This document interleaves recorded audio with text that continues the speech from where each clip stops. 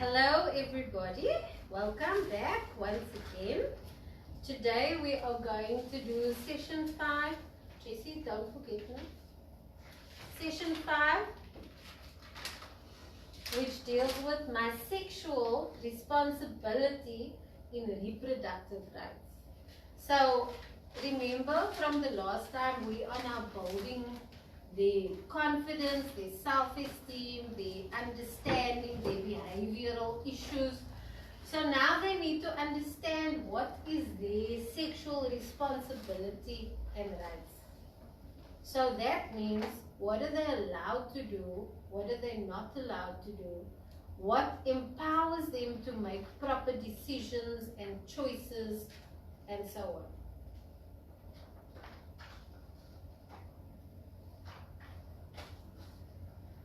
So there's 2 activities, and in this session we'll build their self-esteem, their self-identity and their self-confidence to another level. Because now they already know who they are, what they like, what their talents are, what their gifts are, their self-respect.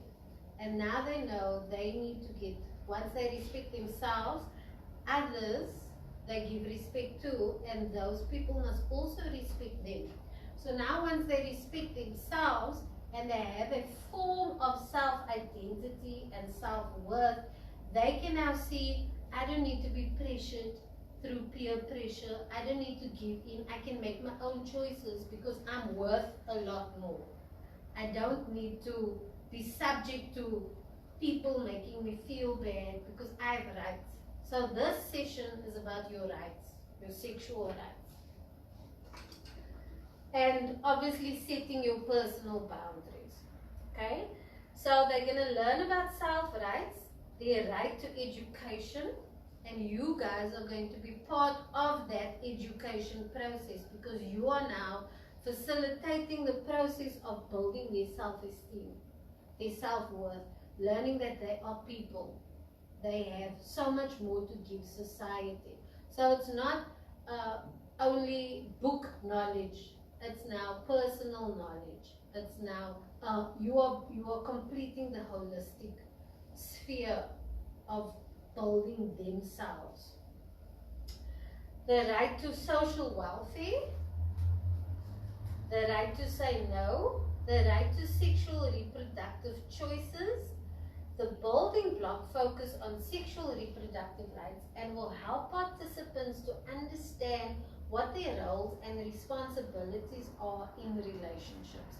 So once they understand themselves and they understand their boundaries and how they can relate to people and how they don't need to give in, that they can say no and so on, it will help them to make better choices, not only in relationships but also with the responsibility that the choices and actions might have. So if they do give in to peer pressure or sexual advances or whatever, they still have the right to say, I want a condom, I don't want this, I'm not comfortable with that. Even though, because they now understand their choices have repercussions. So if I just do this, I can still control the outcomes because now I can prevent pregnancy, I can prevent HIV, I can prevent STDs.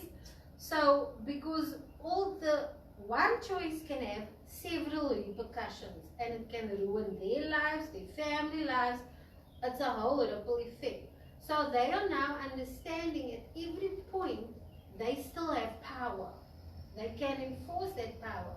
So this is helping them understand what those choices are, what the repercussions are, what their responsibilities are at every level.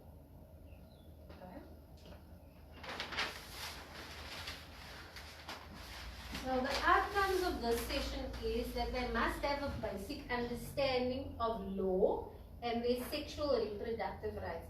So you need to understand the content itself. That's why it's important to read the manual and the, what is this other word? The guide. So that you are equipped with the knowledge of what they need to know. Because you can't pour into a cup if you don't have liquid to pour into the cup. So you need to be the liquid. You need to understand the information around this. So you need to understand what are their rights sexually and what is the law. Because you need to make them understand, but if they have questions, you need to be able to answer those questions. So you need to educate yourself as well.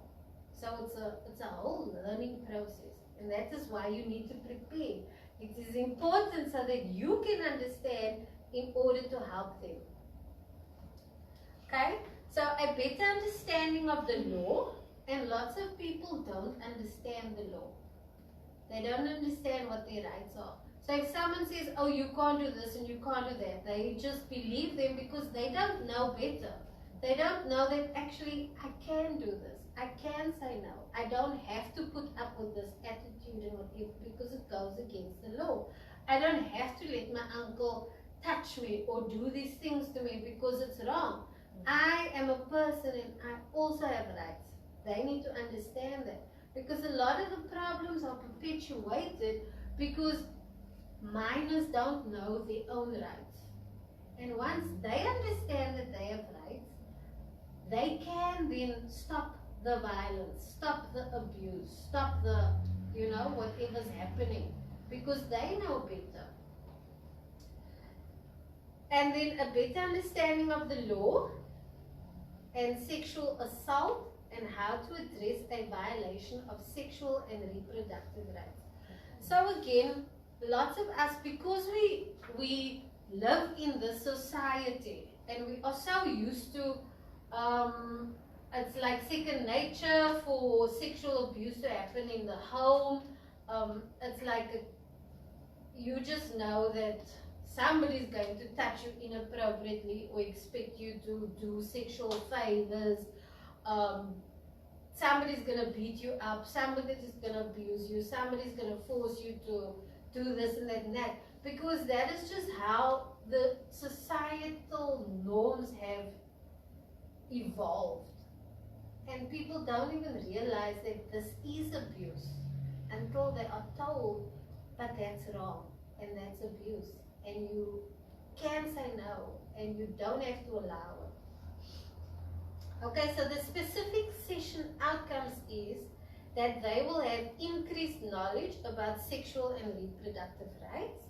They can identify sexual violations and the responsibility to respect the rights of others, because they can also, if they don't know that forcing someone to have sex is an offense that is going against that person's rights, they might just think, I want it, so I'll take it, because I can. And they don't see that it's wrong against you. It's not just about what you want, you need to respect the next person. And they can't respect the next person if they don't respect themselves, or if they don't understand what respect actually is.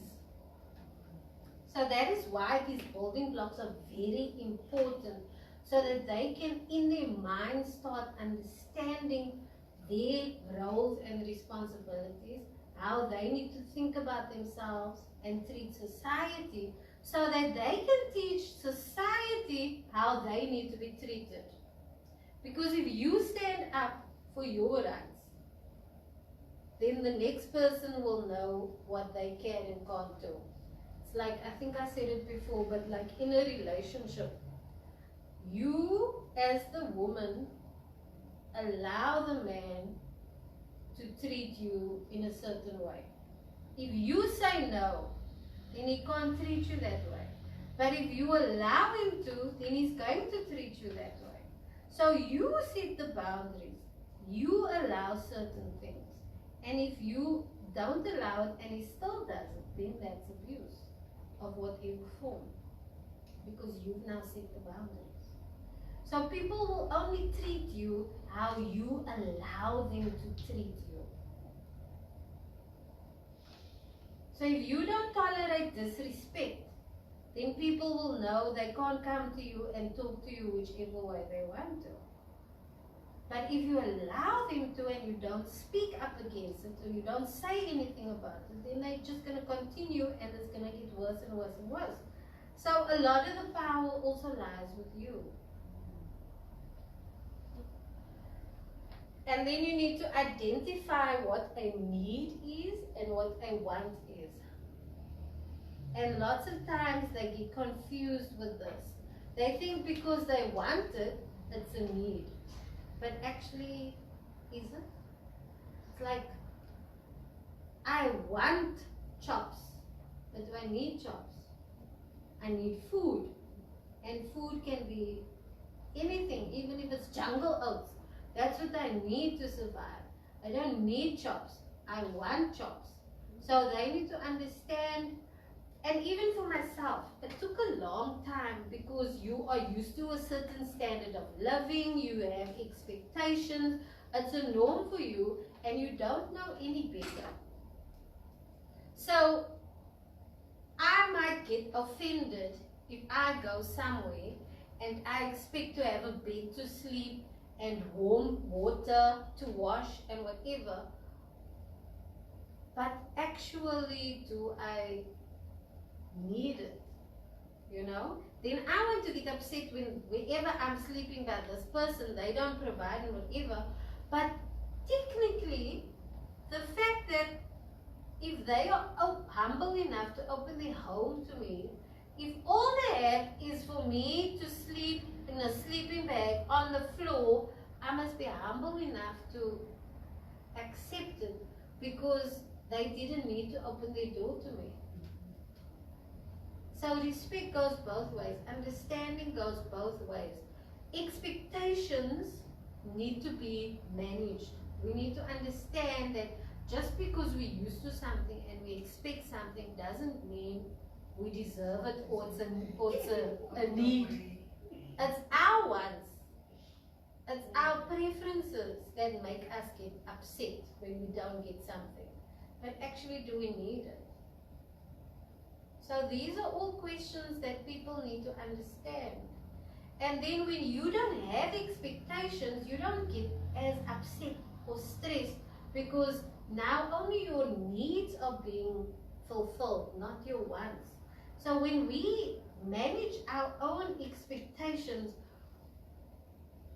a lot of our own feelings and anxieties can also be managed because now I didn't expect a Rolls Royce. I just expected a lift in any car.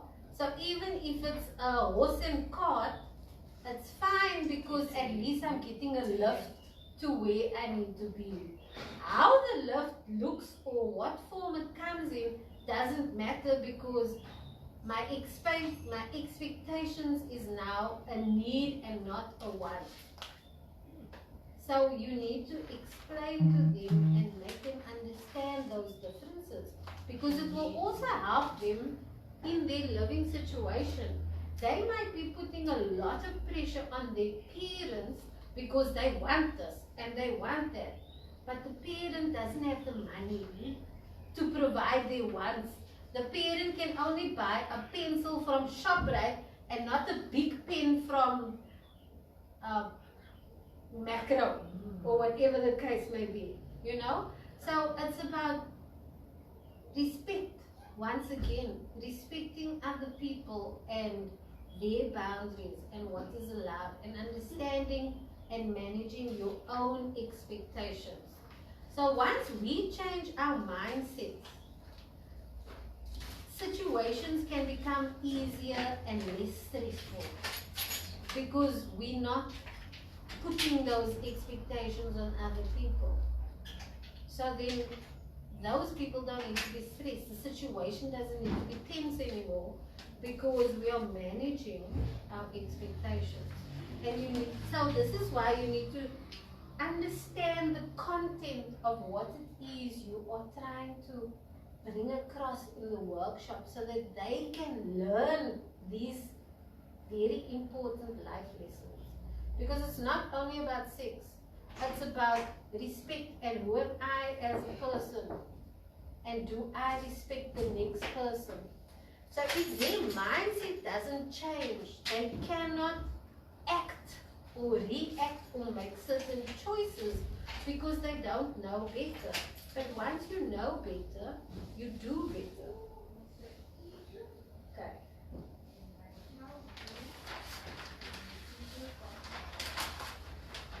So activity 16 is about understanding sexual and reproductive rights. So this is a very compulsory thing.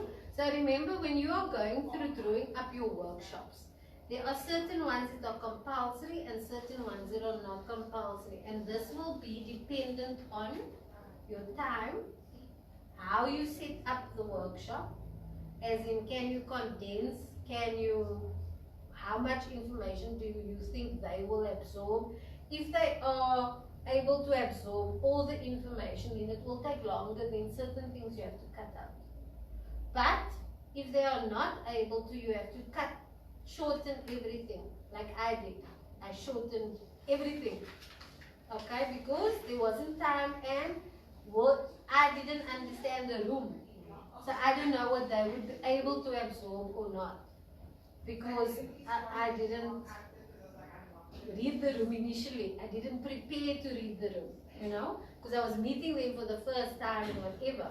So all these factors you need to consider, because it's about them and instilling values and certain ways of thinking in them. Okay. Right now, the time is 2 hours. So it's one 45-minute session and one 60-minute session. So that is why preparation is very important, because it's a very long session. These two sessions are very long. Okay? So you as the facilitator, once again, must prepare at least an hour ahead of time, but probably a whole week before the time. Yes. But also you need to prepare an hour before the time, because you have to have written all of this down. You have to have your cards, everything for when they come, so that it can just happen and run smoothly. Because children take their time, they faff around, you know, so you also need to manage that along with the information you need to give them. You need to read all the material so that you can understand the concepts and what you need to bring across to them. You must read sheet 5 in your guide, in the manual, sorry, which is about human rights. Then you need to write the developmental needs on the flip chart. Okay? You need to prepare your true and false cards.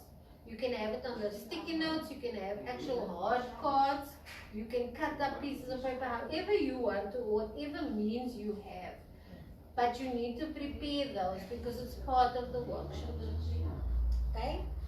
You need to prepare strips of paper as well with the statements on already written. So all of this is going to take more than 60 minutes. And so I say, you'll probably have to prepare a whole week before the time. Or at least like 3 days. Because you have to have this in your dossier.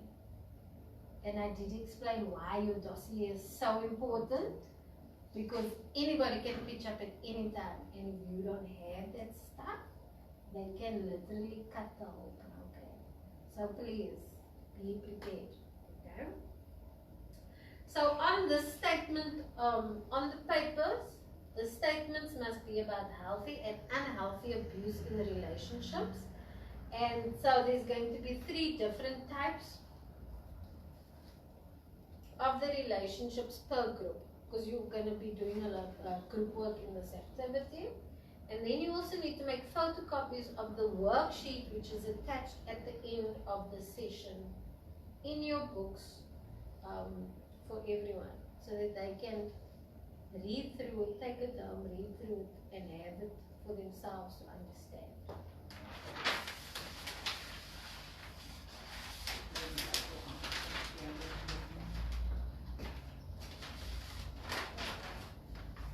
Okay, so you need to have chalk for each student and a place for them to lie down, because part of the activities is they need to lie down on the floor or wherever. So you need to organize the room so that there's space for something like this. If you're going to do the bingo for icebreaker, then you need to make enough copies and have enough pencils for everybody. But again, you tailor make the workshop to what will work for you and the kids. If you know bingo, because bingo is not a game that South Africans really play. If you want to introduce the game, yes, me neither. If you want to introduce the game, fine. But if not, just get. Do you know how to play bingo? Yeah, me neither. It's like I won't go with it. Huh? I will Google it. I will not even go there. Because like your icebreaker that you did was not in the book. But it was a good icebreaker because it worked with them. That's what they needed. So you need to see what will work with them, what will bring them out of their shell, what will help the situation. Okay? Your tools is writing paper, flip chart, markers, pencils, and flashcards. And the method is group work, dialogue, brainstorming, and a quiz. Yeah, so this activity is going to be very hectic. What you can do is break it up into sections. If you know you're not going to be able to cover everything, then you do half of activity 16 today and half next time. Okay? You also need to see, can the children absorb so much information at once? If they can't, break it up. If they can, great. But also, you can skip a few things. As long as you understand what the aim is and the outcome is, you can then just write your workshop according to ensuring that the outcome will come out of that. Will they understand their rights, the law? That is what they need to understand in the one workshop. So you don't need to do everything if you know they're not going to absorb or there isn't going to be time. But if there is, try and do it because it's very important.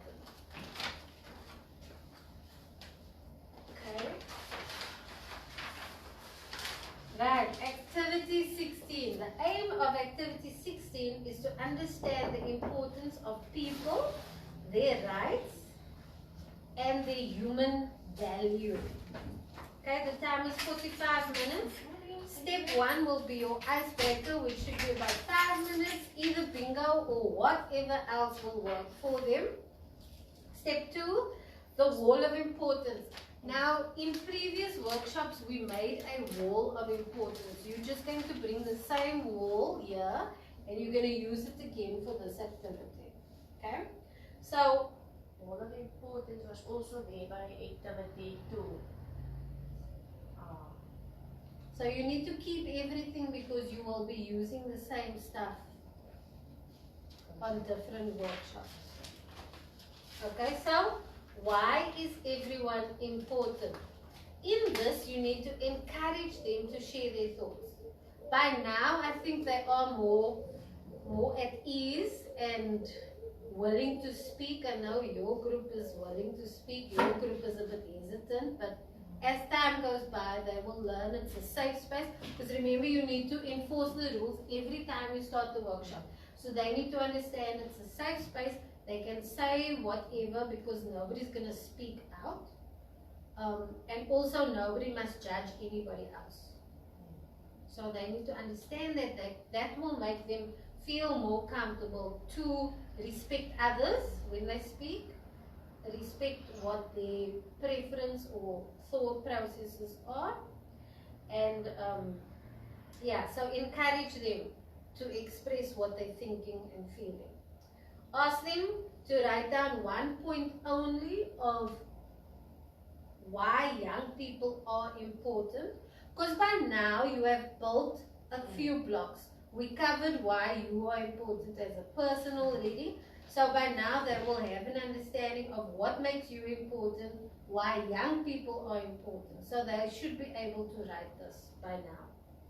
Okay? So you stick the comments on the wall of importance, which was created in session 1. So like probably your sticky notes will be the best. What you did is now exactly what they are expecting here. So you will write down on sticky notes, they will write down on sticky notes why young people are important. Each person will have a different thing, and you will stick it onto the wall of importance. Okay? If they are shy, you need to encourage them to be eager and to remind them that everyone must have a chance. So you need to try and get them to participate. Every person has their own talents and skills that they can use to help others. So this goes back to the very first session again, where you were helping them understand what their talents are, what their skills are, why they are important as a person. So they now, by this time, understand everybody has those special qualities which makes everybody unique and important. Okay? So this should be a bit easier for them. But again, always remind them everybody's unique, everybody's important, and so on. Constantly remind them of the building blocks as you're moving through the workshops. So, now we're going to get to the hard stuff. The Constitution. I don't know the Constitution. I don't know if you know the Constitution, but for this, you need to understand what the Constitution says about your reproductive rights and your sexual rights. Okay, so that's why it's important to read the information. It will tell you what the rights are, and you are going to educate the children on what their rights are.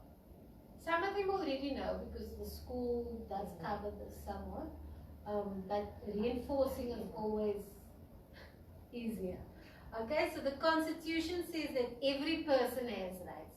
And not everybody knows that every person has rights. And especially as children, adults always say, you must listen to me, you can't do this, you can't do that.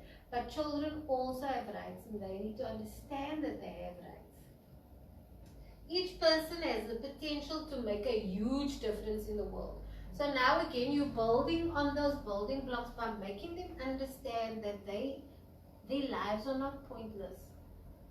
They can add value in whichever way, big or small. Every person, everybody can add value. Everybody has potential to make a difference, and that difference can be big. So it's within you, whether you want to unlock that potential. And these workshops are also geared to help them unlock their specific potential. Because if someone is telling you the whole time, you're stupid, you don't know anything, you're going to believe that, and you're going to think you're worthless, you don't have anything to offer society or whatever. But if someone starts telling you, you have so much worth, you have so much potential, they start believing it. And once they start believing it, their mind starts unlocking the things that they can do. They learn things about themselves they never knew. They start thinking differently. They start thinking positively. So positive thoughts come in with the change of how you think. You see things differently. So you feel you have more to offer. And the more you feel you have more to offer, the more those gifts perpetuate. So it's a whole positive cycle that you need to start instilling in them, because when they go out, they need to help others understand that concept, that those people also have potential and they can contribute to society, they can make a huge difference, and so on and so on. But they need to understand it first before they can help others understand. You need to understand it first before you can help them understand it. Because even as adults, we don't feel that way most times. Okay? So each person has the power to affect others, so what they learn, they can then go and tell others. And that will affect and empower others too. Because I'm sure if they were excited and they learned just that they had talents, they were unique, that there's positivity in them, I'm sure they would look at themselves differently and they would go and tell others, you must treat me differently because I'm worth more. I have this and I have that. And when children are excited, they automatically share with others. So already you are letting them share what they are learning with others. Okay, so step 3 is a short seminar, which will be a talk which you will give. So once again, you need to understand the information that you are going to talk about. Yes, you can read it, but it's always better to talk without having to read, because children engage better with you. And you're going to make a synopsis of what it is you need to present. And they will have questions also. So that is why you need to understand the information. But again, remember, this information helps you as a person as well. It's not in vain, so to say. Okay? So you're going to talk on reproductive and sexual rights. This should be about 10 minutes. Then you're going to read. In essay, every person has reproductive and sexual rights. When you're old enough, you can decide if you want to have sex or not. You can insist on using a condom to prevent HIV and STDs, or to prevent having a baby. You can insist on other types of family planning or birth control to not have a baby. You can decide for yourself if you want to get married or not. So most, especially girls, don't know these rights, you know. They just do what the men tell them or what society tells them.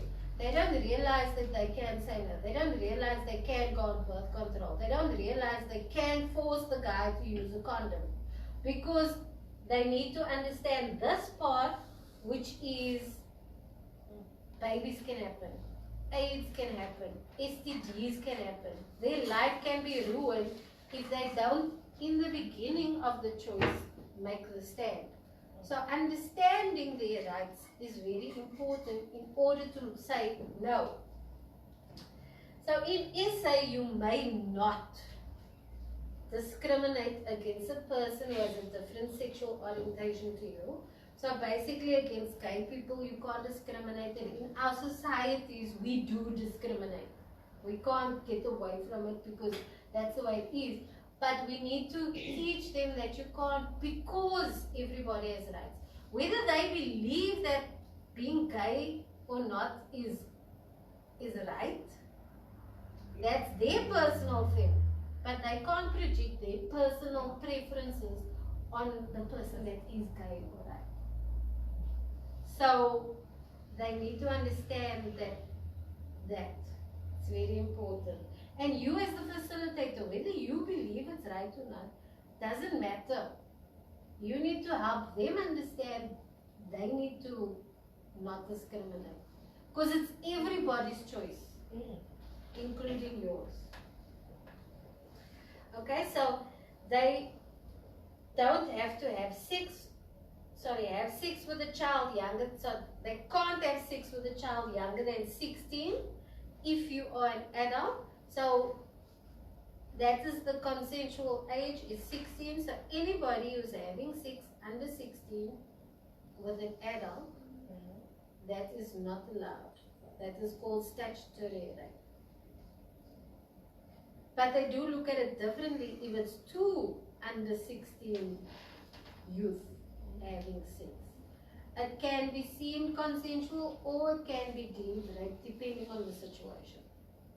But technically it shouldn't be allowed because they're still a child. And then you cannot force anyone to have sex with you because that is rape.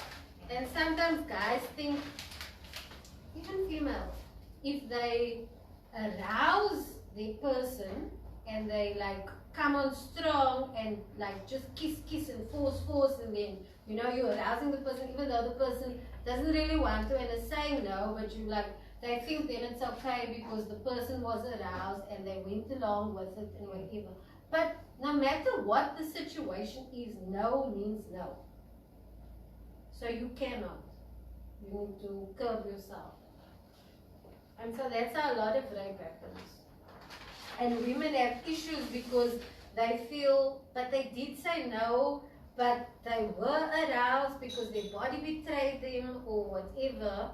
now they feel, okay, maybe they were the ones in the wrong because they didn't stand up enough, whatever. But in actual fact, no means no, no matter what the situation is.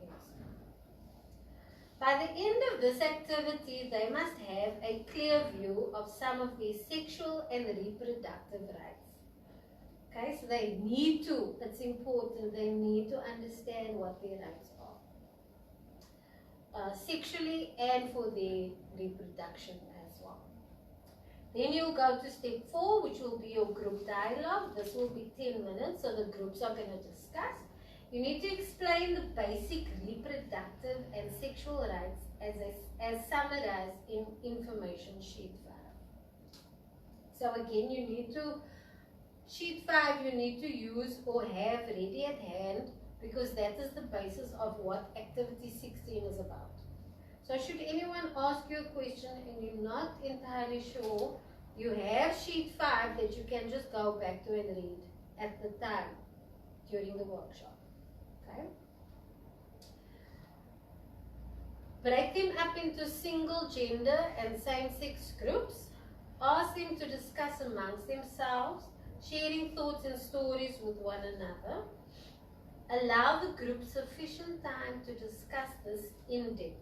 Okay, so if it needs to go on longer than 10 minutes, you need to do that, because you, once again, you need to read the room, see are they grasping this concept, and if they are, their discussions will be more in depth.